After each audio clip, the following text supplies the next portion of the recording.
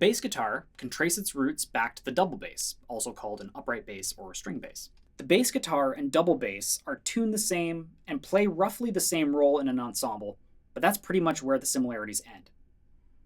Most bass guitars have frets, uprights don't. Bass guitars always come with pickups for easy amplification. Double basses almost never do.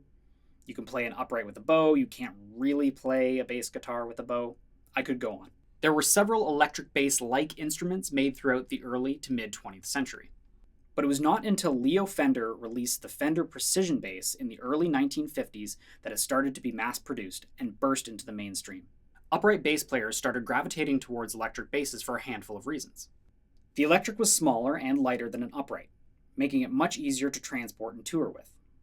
The electric had frets, making accurate intonation way easier than on an upright. And the electric bass was just that, electric.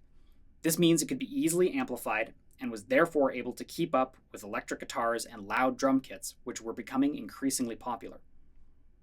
Its a solid body design meant that it was almost completely immune to feedback, something amplified double basses struggle with. The electric bass was initially seen by some as a gimmick, a musical fad that would eventually die out.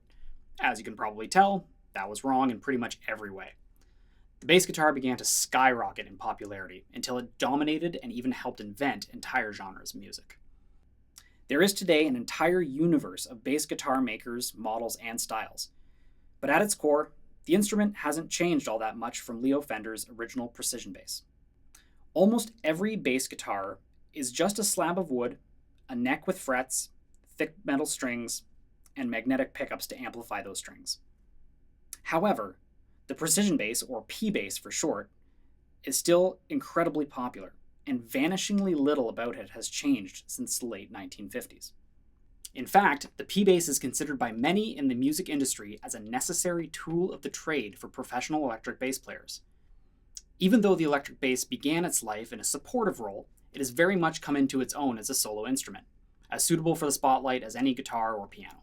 Players like Jaco Pastorius, Victor Wooten, and Marcus Millers were blazers of this particular trail.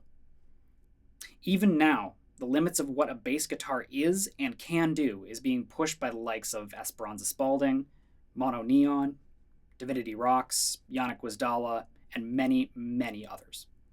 And for me at least, the electric bass's versatility and potential makes up a great deal of its appeal.